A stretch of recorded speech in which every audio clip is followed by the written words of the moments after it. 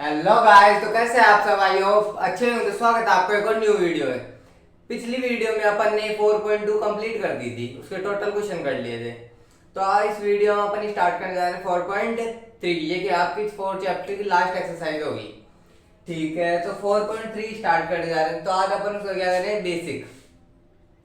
ठीक है, तो बेसिक स्टार्ट करते हैं। तो मैंने आपको वीडियो की स्टार्टिंग में बताया था, जब अपन ये चैप्टर स्टार्ट किया था, तो द्विघात समीकरण कैसे रूप में होता है, A X square plus B X plus C equal में 0।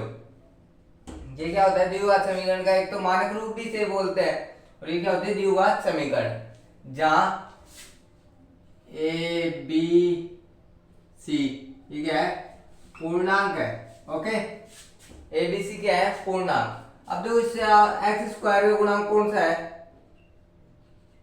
एक्स स्क्वायर का गुणांक क्या है, ए, तथा एक्स का गुणांक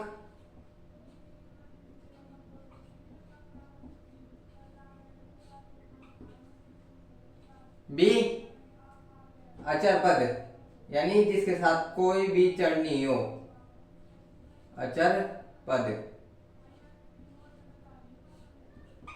सी, ये क्या है, द्विघात समीकरण होते हैं जिसमें एक्स स्क्वायर गुणांक क्या है, ए, और एक्स का गुणांक बी, और अचर पद क्या है, सी। ठीक है, तो अब आपके द्विघात समीकरण में ये एक बात पूछेगा कि पहले मूलों की प्रकृति ज्ञात कीजिए। तो मूलों की प्रकृति ज्ञात करने के लिए अपन को करना क्या होगा, मूलों की प्रकृति जैसे अपन ने थर्ड चैप्टर में ज्ञात किए थे कि ग्राफ कैसा बनेगा, मूल संगत होंगे असंगत होंगे। उसमें क्या था, बटे में संख्या दी, ए1 बी1 सी1 मानते थे। इसमें क्या करना है अपन को, इसमें अचर पद का एक समीकरण चलता है अचर पद की प्रकृति ज्ञात करने का। बी बराबर बी स्क्वायर माइनस 4ac, ये क्या है, अचर पद ज्ञात करने का फॉर्मूला होता है। अब देखो, डी बराबर B square minus 4ac, B क्या है, एक्स का गुणांक, ए सी, ए क्या है, एक्स स्क्वायर का गुणांक, और सी क्या है, अचर पद। ठीक है, ये कॉमन सी बात है।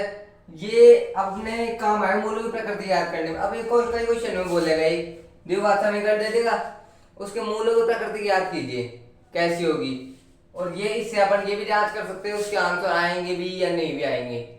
ठीक है, तो आपको एक चीज दिखाता हूँ, डी बराबर 0 हो तो ठीक है, तो मूलों की प्रकृति कैसी होगी, वास्तविक व समान होंगे।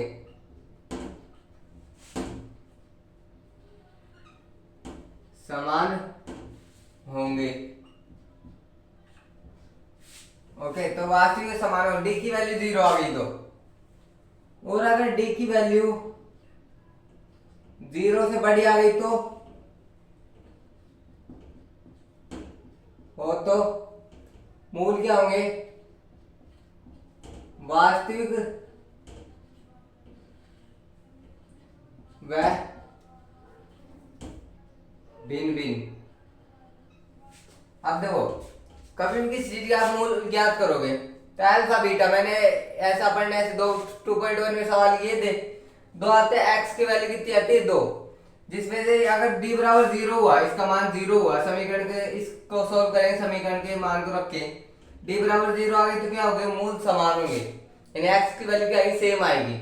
और क्या होंगे, वास्तविक, यानी वास्तविक संख्या, वास्तविक यानी सत्य हो, जो मान्य हो, यानी प्लस में, माइनस में नहीं होंगे, प्लस में होंगे। और इसमें देखो, अगर धनात्मक, ये कैसा होगा, धनात्मक होगा, डी से बड़ा, कैसा होगा, धनात्मक। ओके, तो मूल कैसे होंगे, वास्तविक है, भिन्न भिन्न होंगे, कैसे होंगे, वास्तविक व भिन्न भिन्न होंगे। ओके, अगर डी है, ये 0 से क्या हो जाए, छोटा हो जाए, 0 बड़ा हो जाए, तो हो तो मूल कैसे होंगे, काल्पनिक। मूल कैसे होंगे, काल्पनिक होंगे, काल्पनिक यानी माइनस में होंगे, ठीक है, माइनस में होंगे, मान्य नहीं होंगे, अमान्य होंगे, ठीक है। तो अब देखो ये चीज क्या है रहा है, ये अपन को बुक में दिया हुआ ये फॉर्मूला होता है इसका, ये फॉर्मूला मूल और प्रकृति याद करने के लिए किया जाता है। और ये ऋणात्मक संख्या हो, ये डी का मान 0 आ गया तो वास्तविक समान, ये आप याद कर लेना, ये आपको बहुत काम आएंगे 4.3 में। ये से बड़ा हुआ 0 से तो वास्तविक वह भिन्न भिन्न होंगे, और छोटा हुआ ऋणात्मक आया डी का मान माइनस में आया तो कैसे होंगे, काल्पनिक, यानी जिनका मान अमान्य हो, जिनका मान सही ना हो, ठीक है। तो इसका आप स्क्रीनशॉट ले लो।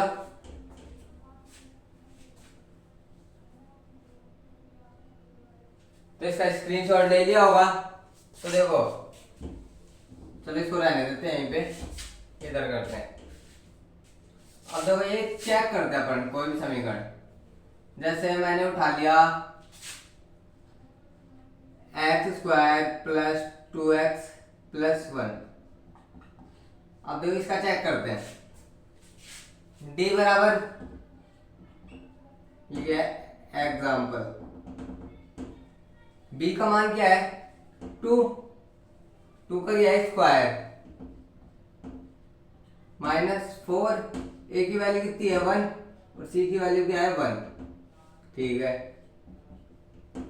4 माइनस 4, 4 1 जा 4, 4 1 जा 4, क्या गया 0। तो इसका मतलब इसके मूल कैसे होने चाहिए, वास्तविक है समान होने चाहिए, वास्तविक है समान होने चाहिए, ठीक है। तो जांच करते हैं, इसके मूल ज्ञात करते हैं, x² plus 2x plus 1 equal में 0। तो इसके टुकड़े क्या हो जाएंगे, गुणा करने पर तो क्या है 1 है, ठीक है, और जोड़ने पर क्या है 2x है। अब देखो इसको x² plus x plus x plus 1, अब इन दोनों को जोड़ेंगे क्या 2x हो जाएगा, अब इन 1 है, इन दोनों को गुणा करेंगे क्या आएगा x² हो जाएगा, x से गुणा किया तो, ठीक है। तो इसके मूल ज्ञात कर लेते हैं, क्या कॉमन आ रहा है x, अंदर क्या बच गया x प्लस 1, इधर क्या कॉमन आ रहा है 1, अंदर क्या बच गया x प्लस 1 इक्वल में 0। दोनों को एक कोष्टक को नीचे उतार लेंगे, x बराबर x प्लस 1 बराबर 0, इधर x प्लस 1 इक्वल में 0, तो इधर के x की वैल्यू -1, इधर क्या आई -1, ठीक है। b बराबर 0 हो तो वास्तविक समान, समान आ गए, यानी ये इक्वेशन इसको सेटिस्फाई कर रही है, ठीक है। तो ये इसका मान एकदम सही आया है, इसका मतलब ये सही है। ये आपके बहुत इंपॉर्टेंट हो, इसमें एक फॉर्मूला चलेगा श्रीधराचार्य सूत्र, चलो मैं आप लिख देता हूं, श्रीधराचार्य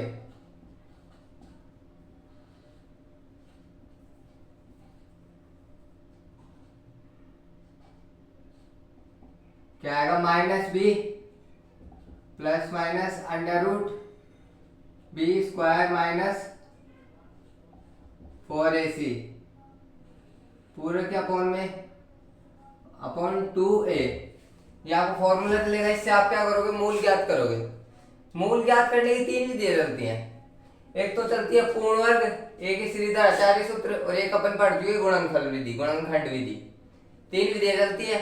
तो एग्जामिनर कभी भी आपको ये नहीं कहेगा कि आप इस विधि से कीजिए, वो आपको दिया समीकरण देगा कि आपको ये सोल्व करना है, अब वो ऐसे नहीं कहेगा कि इस विधि से करना है, ठीक है। तो आप इसको किसी विधि से कर सकते हो, वैसे वो थोड़ी टिपिकल विधि है पूर्ण वर्ग विधि, ये दो सिंपलेस्ट विधि है।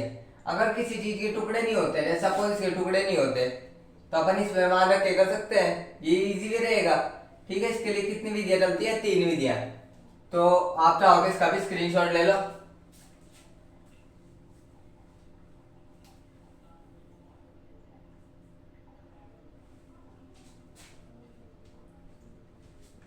तो आप लोगों ने स्क्रीनशॉट ले लिया और वीडियो कैसे लगे, अच्छे लगे हो तो लाइक करें, सब्सक्राइब करें और ऐसे ही बने रहें अगली वीडियो के लिए। अगली वीडियो में अपन 4.3 का फर्स्ट लेक्चर स्टार्ट कर देंगे, ठीक है। Thank you.